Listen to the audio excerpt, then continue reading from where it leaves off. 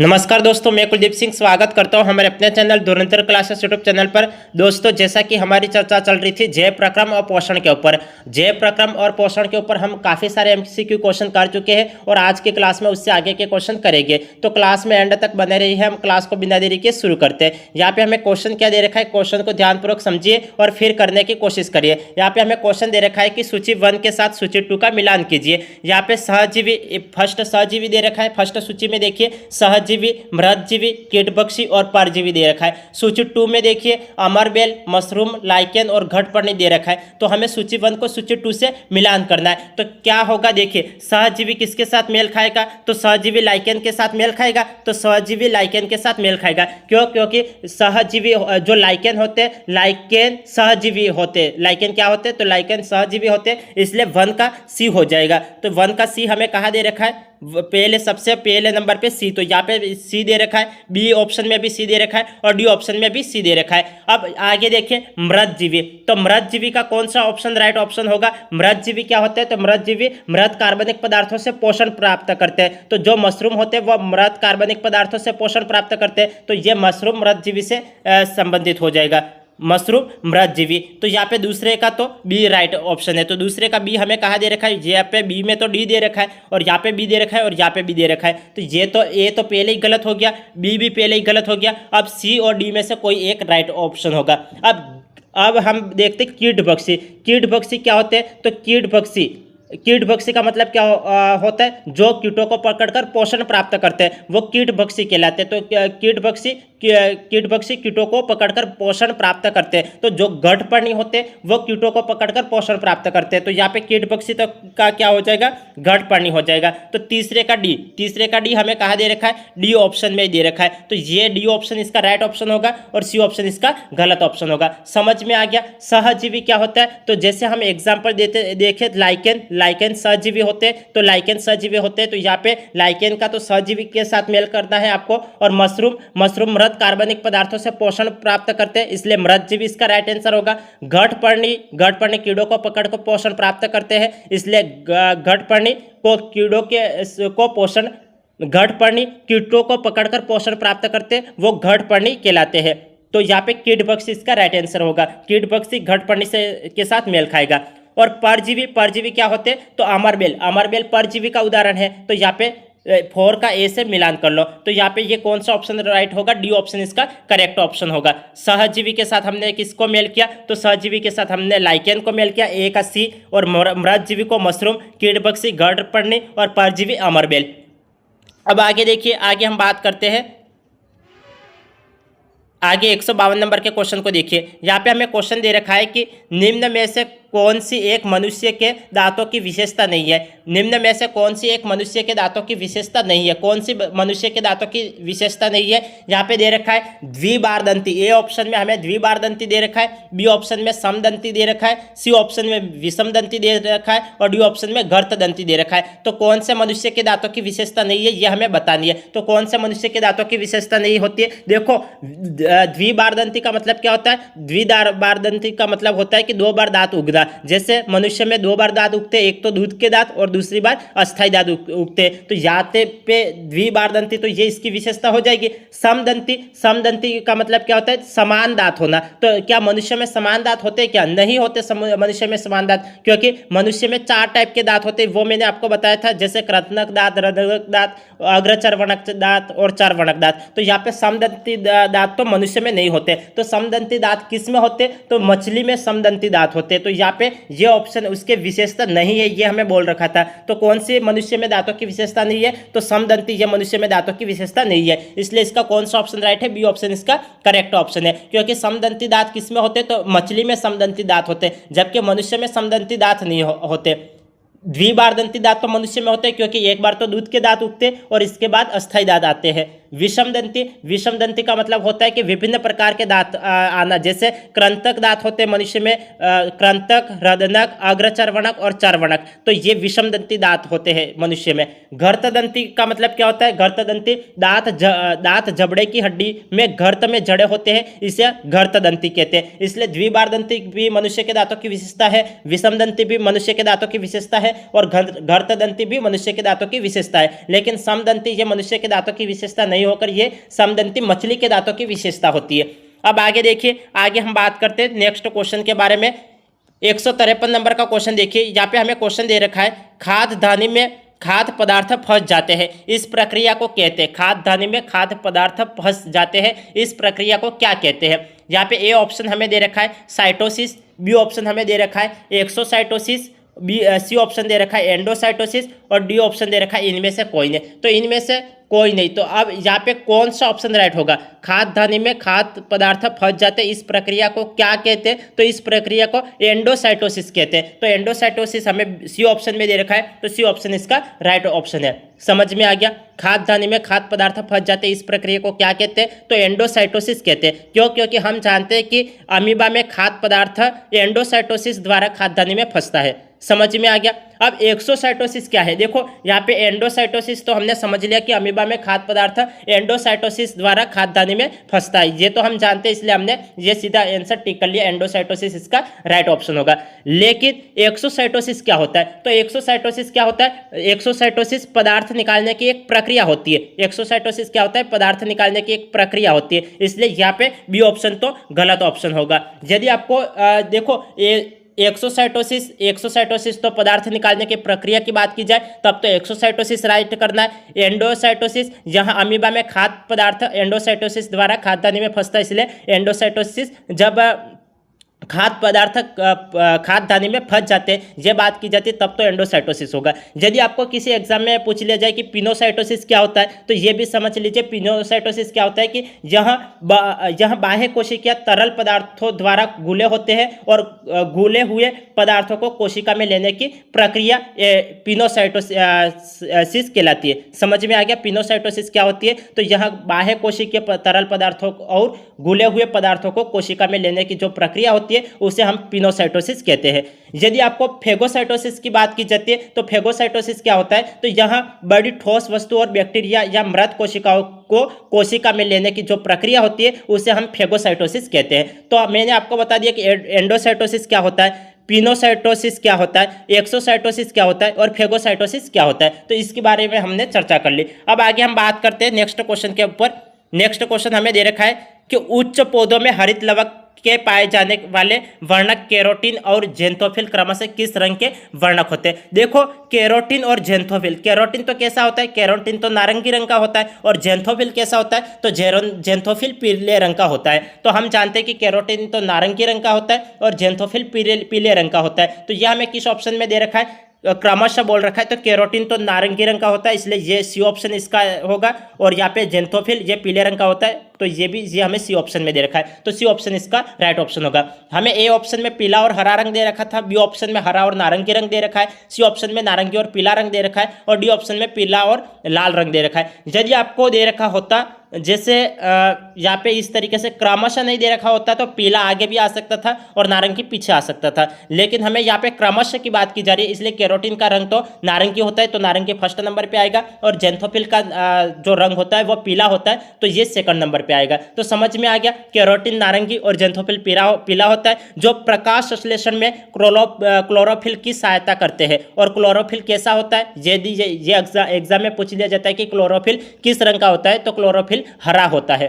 अब आगे हम बात करेंगे, नेक्स्ट देखिए 155 नंबर के क्वेश्चन की हम बात करते हैं। यहाँ पे 155 नंबर का क्वेश्चन हमें क्या दे रखा है? देखिए यहाँ पे हमें क्वेश्चन दे रखा है कि निम्न में से कौन सा एंजाइम निष्क्रिय ट्रिप्सिनोजन को सक्रिय ट्रिप्सिन में बदलता है? कौन सा एंजाइम है वो निष्क्रिय ट्रिप्सिनोजन को सक्रिय ट्रिप्सिन में बदलता है? यहाँ पे हमें ए ऑप्शन दे रखा है पेप्टिडेज, बी ऑप्शन हमें दे रखा है लाइपेज, सी ऑप्शन दे रखा है एटेरोकाइनेज और डी ऑप्शन दे रखा है माल्टेज। इसमें से कौन सा ऑप्शन राइट होगा? निम्न में से कौन सा एंजाइम निष्क्रिय ट्रिप्सिनोजन को सक्रिय ट्रिप्सिन में बदलता है? कौन निष्क्रिय ट्रिप्सिनोजन को सक्रिय ट्रिप्सिन में बदलता है? तो एंटेरोकाइनेज निष्क्रिय ट्रिप्सिनोजन को सक्रिय ट्रिप्सिन में बदलता है, इसलिए इसका कौन सा ऑप्शन राइट होगा? सी ऑप्शन एंटेरोकाइनेज इसका राइट आंसर होगा।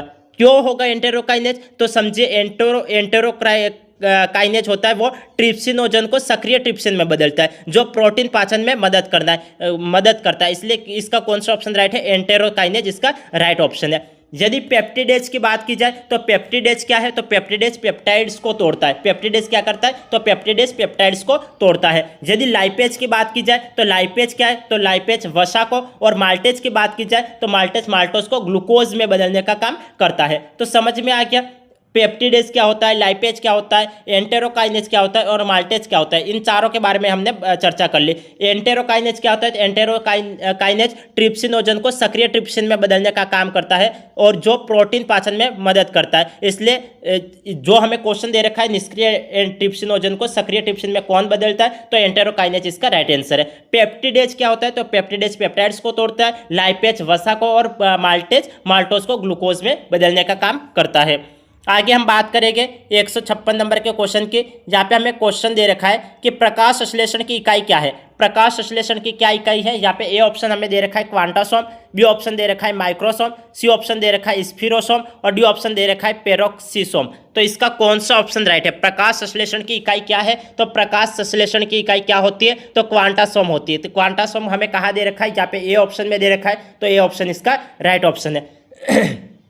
समझ में आ गया प्रकाश संश्लेषण की इकाई क्या है, तो क्वांटासोम। हम क्या जानते हैं कि क्वांटासोम प्रकाश संश्लेषण की एक कार्यात्मक इकाई होती है।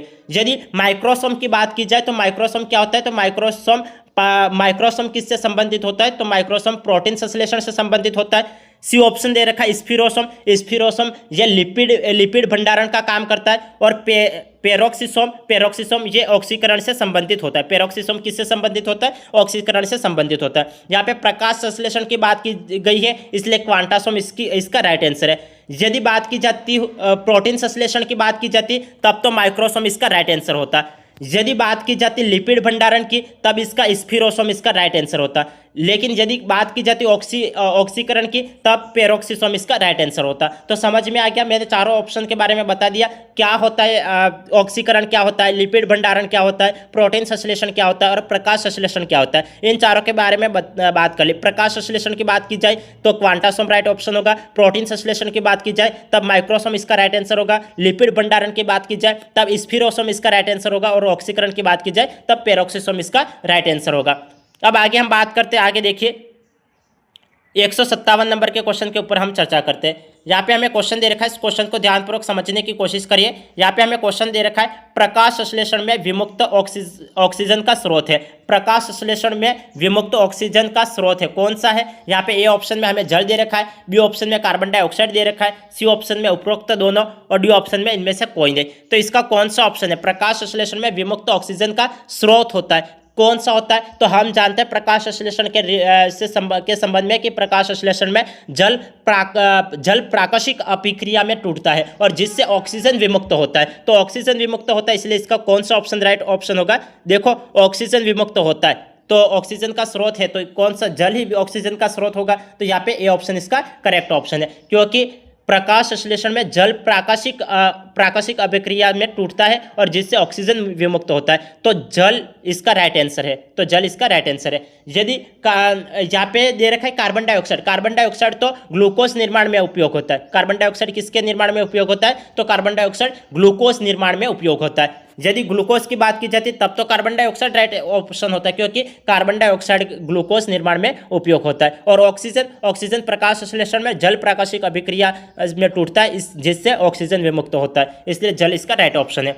अब आगे हम बात करेंगे नेक्स्ट क्वेश्चन के ऊपर। यहाँ पे हमें क्वेश्चन दे रखा है निम्न में से कौन सा कीटभक्षी पादप नहीं है। कौन सा कीटभक्षी पादप नहीं है, यहाँ पे ए ऑप्शन हमें दे रखा है ड्रोसेरा, बी ऑप्शन हमें दे रखा है डायोनिया, सी ऑप्शन दे रखा है कुस्कुटा और डी ऑप्शन दे रखा है यूट्रिकुलेरिया। तो निम्न में से कौन सा कीटभक्षी पादप नहीं है। कौन सा कीटभक्षी पादप नहीं है, तो हम जानते हैं कि जो कुस्कुटा होता है वो कीटभक्षी पादप नहीं होता है। क्यों, क्योंकि कुस्कुटा है होता है वो एक परजीवी पौधा होता है जो मेजबान से पोषण लेता है, इसलिए इसका कौन सा ऑप्शन राइट होगा, कुस्कुटा इसका राइट ऑप्शन होगा, क्योंकि कुस्कुटा एक परजीवी पौधा है।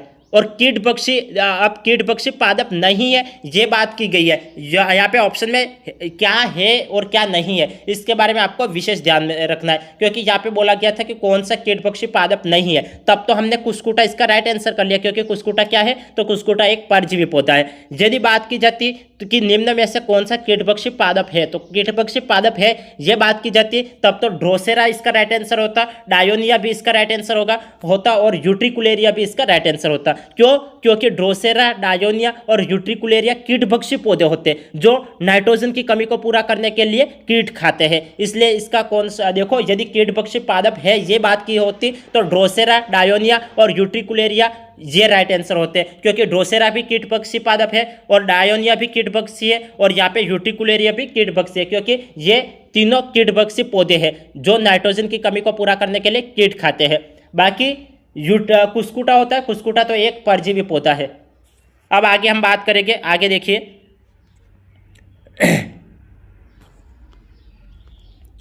आगे 159 क्वेश्चन के ऊपर हम बात करेंगे। 159 नंबर का क्वेश्चन क्या दे रखा है, देखिए यहाँ पे हमें क्वेश्चन दे रखा है पाचन के संबंध में असत्य कथन की पहचान कीजिए। यहाँ पे गलत कथन कौन सा है, तो गलत कथन की हमें पहचान कर लिया। यहाँ पे ए ऑप्शन हमें दे रखा है जटिल खाद्य पदार्थों को सरल खाद्य पदार्थों में बदला जाता है। देखो पाचन के संबंध में गलत कथन की हमें पहचान करनी है कि जटिल खाद्य पदार्थों को सरल खाद्य पदार्थ में बदला जाता है, तो ये तो सही बात है, ये तो सही बात है। जटिल खाद्य पाचन तंत्र क्या काम करता है, जटिल खाद्य पदार्थों को सरल खाद्य पदार्थों में बदला जाता है, ये तो सही बात बोली गई है। हमें तो गलत कथन कौन सा है ये हमें चुनाव करना है। यह भौतिक और रासायनिक विधियों द्वारा संपन्न होता है, यह भी सही बात है, यह भौतिक और रासायनिक विधियों द्वारा संपन्न होता है। अब आगे देखिए इसमें सर्वाधिक भूमिका अंतःस्रावी ग्रंथियों की होती है। देखो उसमें सर्वाधिक भूमिका अंतःस्रावी ग्रंथियों की होती है। देखो सर्वाधिक भूमिका अंतःस्रावी ग्रंथियों की थोड़ी होती है, पाचन में तो बहिस्रावी ग्रंथि पर जो पाचन है वो तो बहिस्रावी ग्रंथि पर निर्भर होता है ना, तो यहाँ पे तो अंतःस्रावी ग्रंथि लिखा हुआ है, इसलिए ये गलत हो जाएगा, क्योंकि पाचन अंतःस्रावी ग्रंथि पर निर्भर नहीं होता है, क्योंकि पाचन तो हार्मोन स्रावित करता है, इसलिए यहाँ बहिस्रावी ग्रंथि पर निर्भर होता है। तो ये गलत ऑप्शन कौन सा है, सी ही गलत ऑप्शन है। विटामिन, खनिज तत्व और जल का पाचन नहीं होता है, विटामिन, खनिज तत्व और जल का पाचन नहीं होता है, यह भी सही बात है, विटामिन, खनिज तत्व और जल का पाचन नहीं होता है। तो देखो सत्य कथन पूछा होता तो ए बी डी इसका राइट आंसर होता, लेकिन गलत कथन की हमें पहचान करनी है, तो गलत कथन कौन सा है, सी ऑप्शन इसका गलत कथन है, क्योंकि यहाँ पे बोल रखा है कि इसमें सर्वाधिक भूमिका अंतःस्रावी ग्रंथियों की होती है, तो अंतःस्रावी ग्रंथियों की थोड़ी होती है। हम जानते हैं कि हम क्या जानते हैं, हम जानते हैं कि पाचन में जो अंतःस्रावी ग्रंथि हार्मोन स्रावित करती है, और ये हार्मोन स्रावित करती है, और हार्मोन स्रावित करती है तो यहाँ पाचन मुख्यतः किस पे निर्भर होगा, बहिस्रावी ग्रंथियों पर निर्भर होगा। तो यहाँ पे तो अंतःस्रावी ग्रंथि लिखा हुआ है, इसलिए ये गलत हो गया। यदि बहिस्रावी ग्रंथि लिखा होता तब तो ये राइट हो जाता, लेकिन अंतःस्रावी ग्रंथि, इसलिए ये गलत है। ए ऑप्शन क्यों राइट है, तो ए ऑप्शन हम जानते हैं कि जो पाचन होता है वो पाचन में जटिल खाद्य पदार्थ सरल बनते हैं, इसलिए ये ऑप्शन इसका करेक्ट ऑप्शन है। बी ऑप्शन क्यों करेक्ट है, तो बी ऑप्शन यहाँ पे दे रखा है भौतिक और रासायनिक विधियों द्वारा संपन्न होता है, तो हम जानते हैं कि भौतिक और रासायनिक विधियों से होता है, तो ये तो सीधी सी, देखो यहाँ पे सीधी सीधी बात बोली गई है कि जटिल खाद्य पदार्थ सरल पदार्थों में बदला जाता है, भौतिक और रासायनिक विधियों द्वारा संपन्न होता है, और विटामिन, खनिज तत्वों का जल का पाचन नहीं होता है, तो ये सही बात बोली गई और सी ऑप्शन इसका गलत है। अब आगे हम बात करते हैं, आगे देखिए आहार नाल की लंबाई होती है, आहार नाल की लंबाई कैसी होती है या कितनी होती है, तो देखिए यहाँ पे ए ऑप्शन हमें दे रखा है 32 मीटर, बी ऑप्शन दे रखा है 6 से 7 मीटर, डी ऑप्शन दे रखा है 8 से 10 मीटर, और डी ऑप्शन दे रखा है 1.5 मीटर। तो आहार नल की लंबाई कितनी होती है, तो हम जानते हैं कि आहार नल की लंबाई 8 से 10 मीटर होती है, तो कौन सा ऑप्शन राइट है, सी ऑप्शन इसका राइट ऑप्शन है, क्योंकि मानव आहार नाल की लंबाई 8 से 10 मीटर होती है। 6 से 7 मीटर किसकी लंबाई होती है, तो छोटी आंत की लंबाई 6 से 7 मीटर होती है। समझ में आ गया, छोटी आंत की लंबाई कितनी होती है, 6 से 7 मीटर छोटी आंत की लंबाई होती है। आहार नाल की लंबाई की बात की जाए तो आहार नाल की लंबाई 8 से 10 मीटर होती है, तो 8 से 10 मीटर हमें सी ऑप्शन में दे रखा था, सी ऑप्शन इसका करेक्ट ऑप्शन है। अब आगे देखिए, आगे हम बात करते हैं दंत सूत्र 21-23 में दांतों की व्यवस्था का क्रम होता है। दंत सूत्र 21-23 में दांतों का क्रम क्या होता है, तो दांतों का क्रम क्या होता है, मैंने आपको बताया था कि ICPMM, तो ICPMM ये हमें कहाँ दे रखा है, ICPMM ये हमें बी ऑप्शन में दे रखा है, तो बी ऑप्शन इसका करेक्ट ऑप्शन होगा, क्योंकि मैंने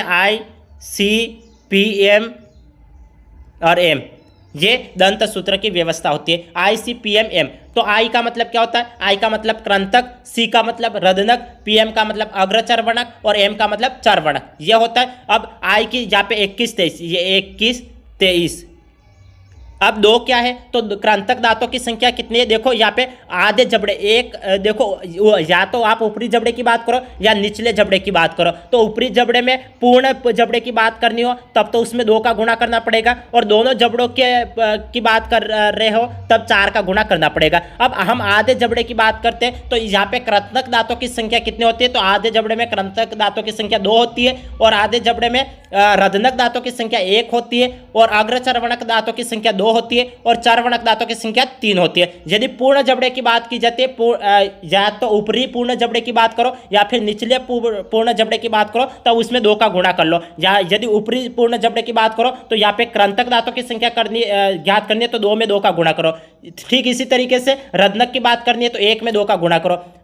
ठीक इसी तरीके से अग्रचर्वणक की बात करनी है तो 2 में 2 का गुणा करो, और यदि चर्वणक की बात करनी है तो 3 में 2 का गुणा करो। तो इस तरीके से हम दंत सूत्र से जबड़ों में कितने दांतों की संख्या है यह हम पता लगा सकते हैं। अब आगे हम बात करेंगे, देखिए नेक्स्ट क्वेश्चन के ऊपर हम बात करते हैं। पाचन तंत्र में सर्वप्रथम किसका पाचन तंत्र में सर्वप्रथम किसका पाचन होता है? तो पाचन तंत्र में सर्वप्रथम किसका पाचन होता है? यहाँ पे हमें ऑप्शन दे रखा है। ए ऑप्शन कार्बोहाइड्रेट दे रखा है, बी ऑप्शन वसा दे रखा है, सी ऑप्शन प्रोटीन दे रखा है, और डी ऑप्शन विटामिन दे रखा है। तो पाचन तंत्र में सर्वप्रथम सबसे पहले किसका पाचन होता है? तो हम जानते हैं कि पाचन तंत्र में सबसे पहले कार्बोहाइड्रेट का पाचन होता है। तो कार्बोहाइड्रेट हमें ए ऑप्शन में दे रखा है, तो ए ऑप्शन इसका सही ऑप्शन है। क्यों कार्बोहाइड्रेट का पाचन होता है? तो हम जानते हैं कि मुख में लार के टाइलिन द्वारा कार्बोहाइड्रेट का पाचन सबसे पहले शुरू होता है। तो कार्बोहाइड्रेट का पाचन सबसे पहले शुरू होता है, इसलिए कार्बोहाइड्रेट इसका राइट आंसर है। और वसा प्रोटीन और विटामिन तो देखो विटामिन तो पचते नहीं है, तो इसलिए ये तो विटामिन तो सीधा सा गलत ऑप्शन होगा, क्योंकि विटामिन पचते नहीं है, इसलिए विटामिन तो गलत ऑप्शन होगा। वसा और प्रोटीन का पाचन होता है, लेकिन कब होता है? वसा और प्रोटीन का पाचन बाद में होता है। सबसे पहले तो कार्बोहाइड्रेट का पाचन शुरू होता है और इसके बाद वसा और प्रोटीन का पाचन बाद में होता है। इसलिए वसा और प्रोटीन का आप राइट आंसर मत कर लेना, क्योंकि सर्वप्रथम पूछा हुआ है। तो सर्वप्रथम पूछा हुआ है इसलिए कार्बोहाइड्रेट पहले आएगा, इसके बाद वसा और प्रोटीन बाद में आएगा, क्योंकि वसा और प्रोटीन का पाचन बाद में होता है और कार्बोहाइड्रेट का पाचन पहले शुरू होता है। अब आगे हम बात करेंगे नेक्स्ट 163 नंबर के क्वेश्चन के ऊपर हम चर्चा करते हैं। यहाँ पे हमें क्वेश्चन दे रखा है, जिह्वा स्वतंत्र रूप से घूमने योग्य एक पेशीय अंग है जो कि सहायता से मुख गुहा की आधार से जुड़ी होती है। जो कि किसकी सहायता से मुख गुहा के आधार से जुड़ी होती है? ये इस तरीके से क्वेश्चन बनना चाहिए। तो यहाँ पे डैश आ जाएगा बीच में। तो यहाँ पे देखिए, यहाँ पे ए ऑप्शन हमें दे रखा है कंठ ढक्कन, बी ऑप्शन दे रखा है एडम्स एप्पल, सी ऑप्शन दे रखा है फ्रेनुलम, और डी ऑप्शन दे रखा है पेपिला। तो जिह्वा स्वतंत्र रूप से घूमने योग्य एक पेशीय अंग है जो कि डैश की सहायता से मुख गुहा के आधार से जुड़ी होती है। किसकी सहायता से मुख गुहा के आधार से जुड़ी होती है? तो इसका कौन सा ऑप्शन राइट होगा? फ्रेनुलम इसका राइट ऑप्शन होगा, क्योंकि हम जानते हैं कि जिह्वा फ्रेनुलम द्वारा मुख गुहा के आधार से जुड़ी होती है। तो फ्रेनुलम कहाँ? सी ऑप्शन में हमें दे रखा है, तो सी ऑप्शन इसका राइट ऑप्शन होगा। क्यों इसका राइट आंसर हो गया? समझ में आ गया, क्योंकि जिह्वा होती है वो फ्रेनुलम द्वारा मुख गुहा के आधार से जुड़ी होती है, इसलिए फ्रेनुलम इसका राइट आंसर है। यहाँ पे हमें बी ऑप्शन हमें दे रखा है एडम्स एप्पल। एडम्स एप्पल क्या होता है? तो एडम्स एप्पल गले के सामने का एक उबार होता है, जो लड़कों में तो अधिक होता है और लड़कियों में कम उभरा हुआ होता है। तो एडम्स एप्पल क्या होता है? तो एडम्स एप्पल गले के सामने का एक उबार होता है, जो लड़कों में अधिक होता है और लड़कियों में कम उभरा हुआ होता है। और फ्रेनुलम इसका क्यों राइट आंसर हो गया? क्योंकि जिह्वा फ्रेनुलम द्वारा मुख गुहा के आधार से जुड़ी होती है, इसलिए फ्रेनुलम इसका राइट आंसर है। अब आगे हम बात करेंगे 164 नंबर का क्वेश्चन देखिए। यहाँ पे हमें ये क्वेश्चन दे रखा है कि भोजन को नासा गुहा में प्रवेश से रोकता है। भोजन को नासा गुहा में प्रवेश से कौन रोकता है? यहाँ पे ए ऑप्शन हमें दे रखा है कंठ ढक्कन, बी ऑप्शन दे रखा है फ्रेनुलम, सी ऑप्शन दे रखा है यूवुला, और डी ऑप्शन दे रखा है इनमें से कोई नहीं। तो भोजन को नासा गुहा में प्रवेश से रोकता है, कौन रोकता है? तो हम जानते हैं कि यूवुला होता है, वो भोजन को नासा गुहा में प्रवेश से रोकता है। तो यहाँ पे यूवुला इसका राइट आंसर होगा, तो सी ऑप्शन इसका राइट ऑप्शन है। समझ में आ गया? यूवुला क्या होता है? तो यूवुला निगलने के दौरान नासा गुहा में भोजन के प्रवेश को रोकता है। अब यहाँ पे यहाँ पे कंठ ढक्कन की, यहाँ पे ए ऑप्शन में हमें कंठ ढक्कन दे रखा है, तो कंठ ढक्कन क्या होता है, तो कंठ ढक्कन श्वास नली को बंद करने का काम करता है, तो कंठ ढक्कन श्वास नली को बंद करता है, इसलिए श्वास नली को कौन बंद करता है, इस तरीके से प्रश्न पूछ लिया जाता है, तब तो कंठ ढक्कन इसका राइट आंसर होगा। और यहाँ पे बोल रखा है कि भोजन को नासागुहा में प्रवेश से रोकता है, कौन रोकता है, तो यूवोला रोकता है, क्योंकि यूवोला निगलने के दौरान नासागुहा में भोजन को प्रवेश करने से रोकता है, तो इसलिए इसका कौन सा ऑप्शन राइट है, सी ऑप्शन इसका करेक्ट ऑप्शन है।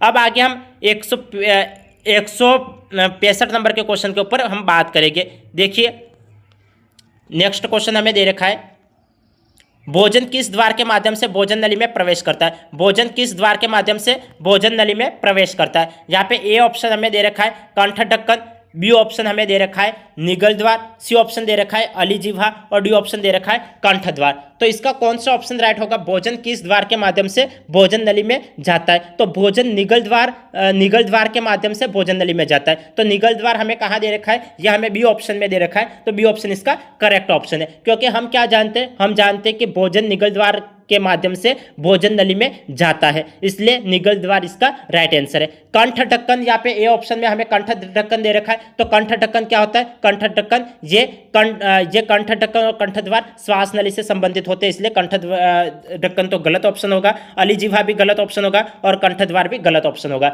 जबकि भोजन किस द्वार के माध्यम से भोजन नली में जाता है, तो निगल द्वार द्वारा भोजन नली में जाता है। आगे देखिए, आगे हम बात करेंगे मनुष्य में किस कुल लार ग्रंथियों की संख्या है, मनुष्य में कुल लार ग्रंथियों की संख्या कितनी है। यहाँ पे ए ऑप्शन हमें 3 दे रखा है, बी ऑप्शन 6 दे रखा है, सी ऑप्शन 2 दे रखा है और डी ऑप्शन 1 दे रखा है। तो मनुष्य में कुल लार ग्रंथियों की संख्या है कितनी है, तो मनुष्य में 6 लार ग्रंथियाँ तीन के जोड़े में होती है, तो 6 लार ग्रंथियाँ होती है, तो 6 लार ग्रंथि ये हमें बी ऑप्शन में दे रखा है, तो बी ऑप्शन इसका करेक्ट ऑप्शन है। मनुष्य में कुल लार ग्रंथियों की संख्या कितनी है, तो मनुष्य में कुल लार ग्रंथियों की संख्या 6 होती है। वो किस रूप में होती है, तो 3 के जोड़े के रूप में होती है। पहली होती है वो कर्णमूल होती है, अधोजिह्वा होती है और अधोजंप होती है। कर्णमूल, अधोजिह्वा और अधोजंप ये मनुष्य की लार ग्रंथियां 3 के जोड़े में होती है। और टोटल कितनी मनुष्य में लार ग्रंथियां होती है यह पूछा जाता है, तो 6 इसका राइट आंसर होगा। तो हमें यही ऑप्शन दे रखा है, यही प्रश्न दे रखा है कि मनुष्य में कुल लार ग्रंथियों की संख्या कितनी है, तो 6 है। कितने जोड़े में होती है, तो 3 के जोड़े में होती है। कौन कौन सी होती है, तो कर्णमूल, अधोजिह्वा और अधोजंप ये ग्रंथियां होती है। अब आगे हम बात करेंगे, आगे देखिए 167 नंबर के क्वेश्चन के ऊपर हम बात करते हैं। ये हमें क्वेश्चन दे रखा है, क्वेश्चन को ध्यानपूर्वक समझने की कोशिश करिए। यहाँ पे हमें क्वेश्चन दे रखा है कि आहार नाल से संबंधित पाचन ग्रंथि कौन सी नहीं है, आहार नाल से संबंधित पाचन ग्रंथि कौन सी नहीं है। यहाँ पे ए ऑप्शन हमें दे रखा है लार ग्रंथि, बी ऑप्शन दे रखा है यकृत, सी ऑप्शन दे रखा है अग्नाशय और डी ऑप्शन दे रखा है आमाशय। तो आहार नाल से संबंधित पाचन ग्रंथि कौन सी नहीं है, तो यहाँ पे कौन सी नहीं है ये पूछा हुआ है, तो नहीं है, कौन सी नहीं है, तो आमाशय नहीं है। क्योंकि आमाशय तो क्या होता है, आमाशय आहार नाल का हिस्सा है। आमाशय तो कौन सा हिस्सा है, तो आमाशय तो ये किसका, देखो जो आमाशय है वो आहार नाल का हिस्सा है, आहार नाल का हिस्सा है, इसलिए आमाशय। देखो हमें प्रश्न क्या पूछा गया था, हमें प्रश्न पूछा गया था आहार नाल से संबंधित पाचन ग्रंथि कौन सी नहीं है, कौन सी नहीं है। अब यहाँ पे देखो, यहाँ पे ये हमें दे रखा है लार ग्रंथि, यकृत, अग्नाशय और आमाशय, यह हमें दे रखा है। तो जो लार ग्रंथि होती है, लार ग्रंथि, यकृत, आमाशय, ये तो क्या होती है, ये तो सहायक ग्रंथि होती है। और आमाशय इसका हिस्सा नहीं है, तो आमाशय इसका राइट ऑप्शन होगा। जो लार ग्रंथि, यकृत और अग्नाशय ये तो सहायक ग्रंथि होती है, ये तो आहार नाल की सहायक ग्रंथि होती है, जबकि आमाशय नहीं होता है। तो इसलिए इसका कौन सा राइट ऑप्शन है, डी ऑप्शन इसका करेक्ट ऑप्शन है। समझ में आ गया, आमाशय इसका हिस्सा नहीं है, जबकि लार ग्रंथि, यकृत और आमाशय इसकी सहायक ग्रंथि होती है, इसलिए ए बी सी इसका राइट आंसर है और डी इसका गलत ऑप्शन है। और ये हमें नहीं वाला ही पूछा था। अब आगे देखिए, आगे हम बात करते हैं इस क्वेश्चन के बारे में। देखिए, मनुष्य के शरीर में किसका पाचन नहीं होता, मनुष्य के शरीर में किसका पाचन नहीं होता। यहाँ पे ए ऑप्शन हमें पेप्टोन्स दे रखा है, बी ऑप्शन हमें माल्टोस दे रखा है, सी ऑप्शन हमें स्टार्च दे रखा है और डी ऑप्शन हमें सेलुलोस दे रखा है। तो मनुष्य के शरीर में किसका पाचन नहीं होता है, तो हम जानते हैं कि मनुष्य में सेलुलोस का पाचन नहीं होता है। मनुष्य में किसका पाचन नहीं होता, सेलुलोस का पाचन नहीं होता। तो इसलिए इसका कौन सा ऑप्शन राइट है, डी ऑप्शन इसका करेक्ट ऑप्शन है। क्यों सेलुलोस का पाचन नहीं होता है, तो हम जानते हैं क्योंकि सेलुलोस एंजाइम नहीं होता है। सेलुलोस क्या नहीं होता है, सेलुलोस एंजाइम नहीं होता है और यह आहार रेशे के रूप में कार्य करता है। इसलिए इसका कौन सा ऑप्शन राइट है, सेलुलोज इसका राइट आंसर है। आपको प्रश्न दिया गया है कि मनुष्य के शरीर में किसका पाचन नहीं होता, तो मनुष्य में सेलुलोज का पाचन नहीं होता। क्यों नहीं होता, तो क्योंकि सेलुलोज एंजाइम नहीं होता और यह आहार रेशे के रूप में कार्य करता है। अब आगे देखिए, आगे हम बात करते हैं 169 नंबर के क्वेश्चन के ऊपर हम बात करते हैं। यहाँ पे हमें ये क्वेश्चन दे रखा है कि मुख में पाचित भोजन क्या कहलाता है। मुख में पाचित भोजन क्या कहलाता है। यहाँ पे ए ऑप्शन हमें काइम दे रखा है, बी ऑप्शन हमें काइल दे रखा है, सी ऑप्शन हमें बोलस दे रखा है और डी ऑप्शन हमें पित्त दे रखा है। तो मुख में पाचित भोजन क्या कहलाता है, तो मुख में पाचित भोजन क्या कहलाता है, बोलस कहलाता है, बोलस कहलाता है। इसलिए इसका कौन सा ऑप्शन राइट है, सी ऑप्शन इसका राइट ऑप्शन है। मुख में पाचित भोजन क्या कहलाता है, बोलस कहलाता है। क्यों बोलस कहलाता है, क्योंकि हम जानते हैं कि मुख में लार और चबाने से भोजन बोलस बनता है, इसलिए इसका बोलस इसका राइट ऑप्शन है, जो निगलने के लिए योग्य होता है, इसलिए बोलस इसका राइट आंसर है। यहाँ पे काइम दे रखा है, काइल दे रखा है और पित्त दे रखा है, तो ये क्या है, तो काइम तो आमाशय में होता है और काइल आंत में होता है और पित्त यकृत से आता है। पित्त किससे आता है, तो पित्त यकृत से आता है। काइम आमाशय में होता है और काइल किस में होता है, तो काइल आंत में होता है। तो समझ में आ गया क्या क्या। देखो हमें 4 ऑप्शन दे रखे हैं और हमने चारों के बारे में चर्चा कर ली। काइम क्या होता है, तो काइम तो आमाशय में होता है और काइल क्या होता है, तो काइल आंत में होता है और पित्त यकृत से आता है। और यहाँ पे हमें बोल रखा था कि मुख में पाचित भोजन क्या कहलाता है, तो मुख में पाचित भोजन बोलस कहलाता है। अब आगे हम बात करते हैं कौन सा एंजाइम बच्चों में अधिक सक्रिय रहता है। कौन सा एंजाइम बच्चों में अधिक सक्रिय रहता है, यहाँ पे हमें दे रखा है ए ऑप्शन पेप्सिन दे रखा है, बी ऑप्शन हमें रेनिन दे रखा है, सी ऑप्शन हमें ट्रिप्सिन दे रखा है और डी ऑप्शन हमें जाइमेज दे रखा है। तो इसका कौन सा ऑप्शन राइट होगा, कौन सा एंजाइम बच्चों में अधिक सक्रिय रहता है, पेप्सिन सक्रिय रहता है, रेनिन सक्रिय रहता है, ट्रिप्सिन सक्रिय रहता है या जाइमेज सक्रिय रहता है। तो हम जानते हैं कि रेनिन बच्चों में अधिक सक्रिय रहता है, जो दूध के केशिन को पचाता है। तो इसलिए इसका कौन सा ऑप्शन राइट है, रेनिन इसका राइट ऑप्शन है, बी ऑप्शन इसका करेक्ट ऑप्शन है, क्योंकि रेनिन बच्चों में अधिक सक्रिय रहता है। अब यहाँ पे रेनिन बच्चों में अधिक सक्रिय रहता है। अब यहाँ पे पेप्सिन के बारे में तो आप जानते ही होंगे, क्योंकि हमने पिछले क्लासों में चर्चा कर ली, पेप्सिन क्या होता है, ट्रिप्सिन क्या होता है। अब यहाँ पे देखिए जाइमेज, तो जाइमेज क्या होता है, तो जाइमेज खमीर में पाया जाने वाला एंजाइम होता है। जाइमेज किस में पाया जाने वाला एंजाइम है, तो जाइमेज खमीर में पाया जाने वाला एंजाइम है, जो शर्करा के किण्वन में मदद करता है। और यदि आपको पूछ लिया जाता है कि जाइमेज की खोज किसने की, तब इसका राइट आंसर होगा जाइमेज की खोज बुकनर ने की। जाइमेज की खोज किसने की, तो जाइमेज की खोज बुकनर ने की। किसने की, तो बुकनर ने जाइमेज की खोज की। अब आगे 171 नंबर के हम क्वेश्चन की बात करते हैं। 171 नंबर का क्वेश्चन हमें क्या दे रखा है, इस क्वेश्चन को ध्यानपूर्वक समझने की कोशिश करिए। हमें क्वेश्चन दे रखा है आमाशय के किस भाग का निकास छोटी आंत में होता है। आमाशय के किस भाग का निकास छोटी आंत में होता है। यहाँ पे ए ऑप्शन हमें जठरागम भाग दे रखा है, बी ऑप्शन हमें फंडिस क्षेत्र, डी ऑप्शन जठर निर्गमी और डी ऑप्शन इनमें से कोई नहीं। तो आमाशय के किस भाग का निकास छोटी आंत में होता है, तो किस भाग का निकास छोटी आंत में होता है, तो जठर निर्गमी का निकास छोटी आंत में होता है। तो इसलिए इसका कौन सा ऑप्शन राइट ऑप्शन है, सी ऑप्शन इसका राइट ऑप्शन है। जठर निर्गमी का निकास छोटी आंत में होता है, जठर निर्गमी का निकास छोटी आंत में होता है, इसलिए इसका सी ऑप्शन राइट ऑप्शन है। क्यों, क्योंकि हम क्या जानते हैं, जो जठर निर्गमी होता है वो किसका भाग होता है, तो जठर निर्गमी आमाशय का वह भाग होता है जो पाइलोरिक स्फिक्टर के माध्यम से छोटी आंत में खुलता है और यह भोजन को नियंत्रित करने का काम करता है। इसलिए आमाशय के किस भाग का निकास छोटी आंत में होता है यह पूछा गया, इसलिए जठर निर्गमी इसका राइट आंसर है, इसलिए सी ऑप्शन इसका करेक्ट ऑप्शन है। अब आगे देखिए, यहाँ पे हमें दे रखा है निम्न कथनों में से कौन सा कथन सत्य है। निम्न कथनों में से कौन सा कथन सत्य है। यदि आपने पिछले क्लास को नहीं देखा है तो आप पिछले क्लासों को देख लेना, क्योंकि यहाँ पे आमाशय वगैरह के बारे में मैं पिछले क्लासों में भी डिटेल से बता चुका। यदि आपने उन क्लासों को नहीं देखा तो उन क्लासों को देख के फिर इस क्लास को देखा करें, ताकि आपको अच्छे से समझ में आ जाए। निम्न में से कौन सा कथन सत्य है, कौन सा कथन सत्य है। आमाशय जे आकार का थैलीनुमा भाग है, ये तो सीधी सीधी सही बात बोली गई है कि आमाशय जे आकार का थैलीनुमा भाग है, ये सही कहा गया है कि आमाशय जे आकार का थैलीनुमा अंग है। आगे बोला गया है कि ग्रहणी सी आकार की है, ये भी सही बात है, ग्रहणी सी आकार की होती है जो आमाशय के एक भाग है। देखो जो आमाशय का एक भाग है, देखो ये आमाशय का एक भाग थोड़ी है, ये तो छोटी आंत का हिस्सा होता है ना, तो यहाँ पे ये आमाशय ले दे रखा है, इसलिए ये तो गलत ऑप्शन हो गया।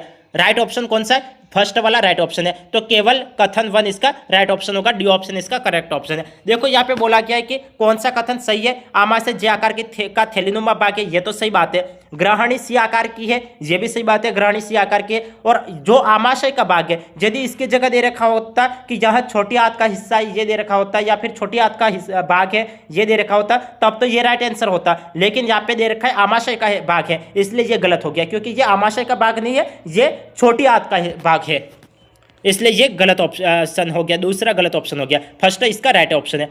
अब आगे देखिए, आगे हम 173 नंबर के क्वेश्चन के ऊपर हम चर्चा करते हैं। इस क्वेश्चन को समझिए, यहाँ पे हमें क्वेश्चन दे रखा है कोलीफॉर्म जीवाणु और ई कोली जीवाणु पाए जाते हैं। कोलीफॉर्म जीवाणु और ई कोली जीवाणु पाए जाते हैं, किस में पाए जाते हैं? यहाँ पे ए ऑप्शन हमें आमाशय में दे रखा है, बी ऑप्शन आंत में, सी ऑप्शन अग्नाशय में और डी ऑप्शन यकृत में। तो किस में पाए जाते हैं? कोलीफॉर्म जीवाणु और ई कोली जीवाणु पाए जाते हैं। किस में पाए जाते हैं? तो हम जानते हैं कि कोलीफॉर्म और ई कोली जीवाणु आंत में पाए जाते हैं। तो आंत कहाँ दे रखा है? यहाँ पे हमें बी ऑप्शन में दे रखा है, तो बी ऑप्शन इसका राइट ऑप्शन है, बी ऑप्शन इसका राइट ऑप्शन है क्योंकि कोलीफॉर्म जीवाणु और ई कोली आंत में पाए जाते हैं, इसलिए इसका बी ऑप्शन इसका करेक्ट ऑप्शन है। अब आगे देखिए, आगे हम बात करते हैं यकृत के बारे में असत्य कथन है। यकृत के बारे में गलत कथन कौन सा दे रखा है वो देखिए। यहाँ पे हमें दे रखा है कि यकृत मानव शरीर की सबसे बड़ी ग्रंथि है, ये तो सही बात है, यकृत मानव शरीर की सबसे बड़ी ग्रंथि है। आगे देखिए, यकृत का वयस्क में भार लगभग 1.2 से 1.5 किलोग्राम होता है, ये भी सही बात है, यकृत का वयस्क में भार लगभग 1.2 से 1.5 किलोग्राम होता है। यह उदर में मध्य पट के ठीक नीचे होता है, यह उदर में मध्य पट के ठीक नीचे होता है, मध्य पट के ठीक नीचे होता है, मध्य पट के ठीक नीचे थोड़ी होता है। और इसकी 4 पालियां होती है, इसकी 4 पालियां थोड़ी होती है, इसकी तो केवल और केवल 2 पालियां होती है। क्योंकि हम क्या जानते हैं, हम यकृत के बारे में क्या जानते हैं, यकृत की मुख्य रूप से 2 पालियां होती है, और वो किधर किधर होती है? दाएं और बाएं होती है। यहाँ पे तो नीचे लिख रखा है, इसलिए नीचे वाला तो सीधा सीधा गलत है, क्योंकि यकृत में 2 पालियां होती है और वो भी दाएं और बाएं, एक पाली दाएं होती है और एक पाली बाएं होती है। और यहाँ पे दे रखा है कि इसमें 4 पालियां होती है, तो 4 पालियां थोड़ी होती है, इसमें केवल और केवल 2 पालियां होती है, इसलिए इसका ये तो गलत ऑप्शन होगा। और यहाँ पे हमें क्या बोल रखा था? असत्य कथन है, तो असत्य कथन कौन सा? सी ऑप्शन ही असत्य कथन है। एल्कोहल के अधिक सेवन से सिरोसिस रोग हो जाता है और जिसमें यकृत प्रभावित होता है, यह भी सही बात है, एल्कोहल के अधिक सेवन से सिरोसिस रोग हो जाता है और जिससे यकृत प्रभावित होता है, तो यह भी सही बात है। बाकी यहाँ पे सी ऑप्शन में हमें दे रखा था उदर में मध्य पट के ठीक नीचे पाई जाती है, तो ठीक नीचे थोड़ी पाई जाती है, यह यकृत में टोटल 2 पालियां होती है, वह दाएं और बाएं पाई जाती है, ये इतनी बात आपको ध्यान में रखनी है। अब आगे हम बात करेंगे 175 नंबर के क्वेश्चन के ऊपर हम बात करते हैं। यहाँ पे 175 नंबर का क्वेश्चन हमें क्या दे रखा है, क्वेश्चन को ध्यानपूर्वक समझिए। यहाँ पे हमें क्वेश्चन दे रखा है आहार नाल की दीवार में ग्रसिका से मलाशय तक कितने स्तर होते हैं। आहार नाल की दीवार में ग्रसिका से मलाशय तक कितने स्तर होते हैं? यहाँ पे ए ऑप्शन हमें 2 दे रखा है, बी ऑप्शन हमें 3 दे रखा है, सी ऑप्शन हमें 4 दे रखा है और डी ऑप्शन हमें 5 दे रखा है। तो आहार नाल की दीवार में ग्रसिका से मलाशय तक कितने स्तर होते हैं? तो हम जानते हैं कि आहार नाल की दीवार से आहार नाल की दीवार में ग्रसिका से मलाशय तक टोटल 4 भाग होते हैं, कितने? 4 स्तर होते हैं। तो 4 स्तर हमें कहाँ दे रखा है? सी ऑप्शन में दे रखा है, इसलिए सी ऑप्शन इसका राइट ऑप्शन है। वो कौन कौन से 4 स्तर होते हैं? तो सबसे पहला स्तर होता है सेरोसा, दूसरा स्तर होता है मस्कुलरिस, तीसरा स्तर होता है सब म्यूकोसा होता है, और चौथा ऑप्शन होता है म्यूकोसा। देखो यहाँ पे हमें बोल रखा था कि आहार नाल की दीवार में ग्रसिका से मलाशय तक कितने स्तर होते हैं, तो कितने स्तर होते हैं? 4 स्तर होते हैं। कौन कौन से स्तर है? तो सेरोसा, मस्कुलरिस और सब म्यूकोस और म्यूकोसा, ये 4 स्तर होते हैं। अब हम बात करते हैं नेक्स्ट क्वेश्चन के ऊपर।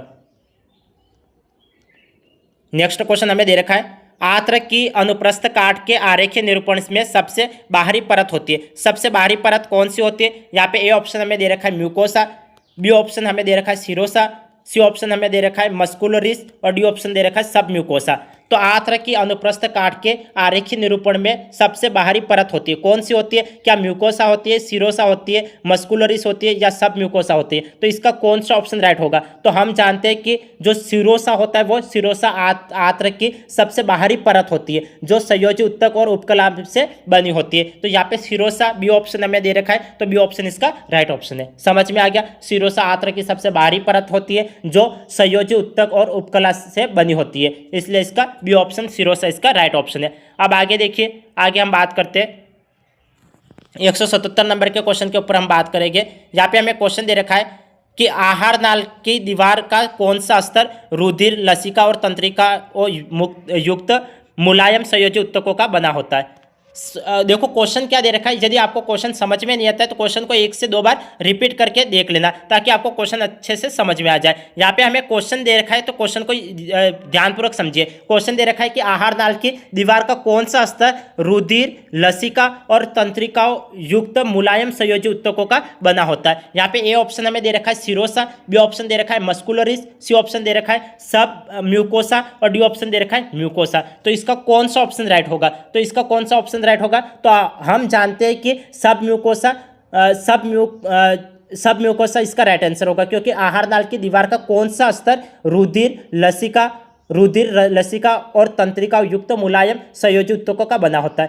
तो सब म्यूकोसा होता है वह रुधिर, लसिका और तंत्रिकाओं से युक्त संयोजी उत्तक की परत होती है, इसलिए इसका कौन सा ऑप्शन राइट होगा? सब म्यूकोसा इसका राइट ऑप्शन होगा। सब म्यूकोसा इसका राइट ऑप्शन होगा। समझ में आ गया? सब म्यूकोसा क्यों राइट ऑप्शन हो गया? सीरोसा नहीं हो सकता था क्या? मस्कुलरिस नहीं हो सकता था क्या? या फिर म्यूकोसा नहीं हो सकता था क्या? क्योंकि यहाँ में क्वेश्चन ये दे रखा है कि आहार नाल की दीवार का कौन सा स्तर रुधिर, लसिका और तंत्रिका युक्त मुलायम संयोजी उत्तकों का बना होता है? तो हम जानते हैं कि सब म्यूकोसा रुधिर, लसिका और तंत्रिकाओं से युक्त संयोजी उत्तक की परत होती है जो सब म्यूकोसा पोषक तत्वों के परिवहन में सहायता करता है, इसलिए इसका कौन सा ऑप्शन राइट है? सी ऑप्शन इसका करेक्ट ऑप्शन है। अब आगे देखिए, आगे हमें दे रखा है कि जंतु और पादपों में भोजन का संचय क्रमशः किस रूप में होता है? जंतु और पादपों में भोजन का संचय किस रूप में होता है? तो यहाँ पे ए ऑप्शन हमें दे रखा है ग्लूकोज और स्टार्च, बी ऑप्शन दे रखा है स्टार्च और ग्लूकोज, सी ऑप्शन दे रखा है ग्लाइकोजन और ग्लूकोज और डी ऑप्शन दे रखा है ग्लाइकोजन और स्टार्च। तो इसका कौन सा ऑप्शन राइट होगा? जंतु और पादपों में भोजन का संचय क्रमशः किस रूप में होता है? तो किस रूप में होता है? तो जंतुओं में भोजन ग्लाइकोजन के रूप में होता है और यहाँ पे पादपों में भोजन स्टार्च के रूप में होता है, इसलिए इसका कौन सा ऑप्शन राइट है? डी ऑप्शन इसका राइट ऑप्शन है। हम क्या जानते हैं? हम जानते हैं कि जंतुओं में भोजन ग्लाइकोजन और पादपों में स्टार्च के रूप में संचित होता है। और ग्लाइकोजन और स्टार्च कैसे है? तो ग्लाइकोजन और स्टार्च पॉलीसेकेराइड होते हैं। ये मैं पिछली क्लासों में बता चुका कि ग्लाइकोजन और स्टार्च पॉलीसेकेराइड होते हैं और जंतुओं में भोजन ग्लाइकोजन और पादपों में स्टार्च के रूप में संचित होता है, इसलिए इसका कौन सा ऑप्शन राइट है? डी ऑप्शन इसका करेक्ट ऑप्शन है, क्योंकि यहाँ पे हमें यही बोला गया था कि क्रमशः बोला गया था। यदि क्रमशः नहीं बोला गया होता तो स्टार्च पहले भी आ सकता था और ग्लाइकोजन बाद में भी आ सकता था, लेकिन यहाँ पे क्रमशः बोला गया, इसलिए जंतुओं में भोजन तो ग्लाइकोजन के रूप में होता है और पादपों में स्टार्च के रूप में होता है। अब आगे देखिए, आगे हम बात करेंगे, आगे हमें ये क्वेश्चन दे रखा है कलश कोशिकाएं कहाँ पर होती है? कलश कोशिकाएं कहाँ पर होती है? यहाँ पे ए ऑप्शन हमें दे रखा है सीरोसा की उपकला पर, बी ऑप्शन हमें दे रखा है म्यूकोसा की उपकला पर, सी ऑप्शन दे रखा है सब म्यूकोसा की उपकला पर और डी ऑप्शन दे रखा है मस्कुलरिस की उपकला पर। तो इसका कौन सा ऑप्शन राइट ऑप्शन होगा? कलश कोशिकाएं कहाँ पर होता है? तो कलश कोशिकाएं कहाँ पर होता है? तो हम जानते हैं कि कलश कोशिकाएं म्यूकोसा की उपकला पर होती है। तो म्यूकोसा की उपकला ये हमें बी ऑप्शन में दे रखा है, बी ऑप्शन इसका करेक्ट ऑप्शन है, क्योंकि हमें सवाल दे रखा था कि क्वेश्चन दे रखा था कि कलश कोशिकाएं कहाँ पर होती है। तो हम जानते हैं कि कलश कोशिका म्यूकोसा की उपकला पर होती है जो श्लेष्मा स्रावित करती है और श्लेष्मा आंत की रक्षा करता है, इसलिए इसका कौन सा ऑप्शन राइट है? बी ऑप्शन इसका करेक्ट ऑप्शन है। अब नेक्स्ट क्वेश्चन हम देखेंगे। नेक्स्ट क्वेश्चन हमें क्या दे रखा है? देखिए, नेक्स्ट क्वेश्चन हमें दे रखा है यकृत की संरचनात्मक और कार्यात्मक इकाइयां निम्न में से कौन सी है? तो यकृत की संरचनात्मक और कार्यात्मक इकाई निम्न में से कौन सी है, यह हमें देखना है। यहाँ पे ए ऑप्शन हमें दे रखा है ग्लिसन्स, बी ऑप्शन हमें दे रखा है यकृत पलिकाएं, सी ऑप्शन दे रखा है न्यूरॉन और डी ऑप्शन दे रखा है लेक्टियल। तो इसका कौन सा ऑप्शन राइट ऑप्शन होगा? यकृत की संरचनात्मक और कार्यात्मक इकाइयां कौन सी है? तो कौन सी है? तो यकृत पलिकाएं है। यकृत पालिकाएं यकृत की संरचनात्मक और कार्यात्मक इकाई है, इसलिए इसका कौन सा ऑप्शन राइट है? यकृत पालिकाएं। बी ऑप्शन इसका करेक्ट ऑप्शन है। कौन सा ऑप्शन राइट ऑप्शन है? यकृत पालिका इसका करेक्ट ऑप्शन है। क्यों इसका करेक्ट ऑप्शन है? तो हम जानते हैं कि यकृत पालिका यकृत की संरचनात्मक और कार्यात्मक इकाई होती है, इसलिए यकृत पालिका इसका राइट आंसर है। यहाँ पे दे रखा है ग्लिसन्स, यहाँ पे ए ऑप्शन हमें ग्लिसन्स दे रखा है। तो ग्लिसन्स क्या होता है? तो ग्लिसन्स स्तनधारियों के यकृत के चारों ओर पाई जाने वाली सुरक्षात्मक परत होती है। तो यदि पूछा होता है स्तनधारियों के यकृत के चारों ओर पाई जाने वाली सुरक्षात्मक परत कौन सी है, तब तो ग्लिसन्स इसका राइट आंसर होता। अब हमें यहाँ पे डी ऑप्शन दे रखा है लेक्टियल। तो लेक्टियल क्या होता है? तो लेक्टियल छोटी आंत में स्थिर लसिका वाहिकाएं है जो वसा और वसा में घुलनशील पोषक तत्वों के अवशोषण में महत्वपूर्ण भूमिका निभाती है। यदि आपको एग्जाम में पूछा होता है कि छोटी आंत में स्थित लसिका वाहिकाएं जो वसा और वसा में घुलनशील पोषक तत्वों के अवशोषण में महत्वपूर्ण भूमिका निभाती है, कौन सी है? तो इसका राइट आंसर होता है लेक्टियल। तो समझ में आ गया लेक्टियल क्या होता है और ग्लिसन्स क्या होता है। ये इसके बारे में भी मैंने बात कर ली, और न्यूरॉन के बारे में तो मैं पिछली क्लासों में समझा ही चुका हूं। और यकृत पालिका क्या होती है? तो यकृत पालिका यकृत की संरचनात्मक और कार्यात्मक इकाई होती है। तो यहाँ पे इस क्वेश्चन का कौन सा ऑप्शन राइट है? बी ऑप्शन इसका करेक्ट ऑप्शन है। तो आज की क्लास में आपको सारे क्वेश्चन समझ में आ गए होंगे, ऐसे मैं आपसे अपेक्षा करता हूँ। यदि आपको किसी क्वेश्चन में कुछ डाउट है तो आप कमेंट कर सकते हो, और यदि आपको क्वेश्चन समझ में नहीं आता है या फिर उत्तर समझ में नहीं आता है तो आप क्लास को रिपीट करके देख लेना, आपको क्वेश्चन और उत्तर दोनों समझ में आ जाएंगे। तो आज की क्लास को हम यही एंड कर लेते हैं, फिर मिलते हैं अगली क्लास में। तब तक के लिए आपका दिन शुभ रहे। धन्यवाद।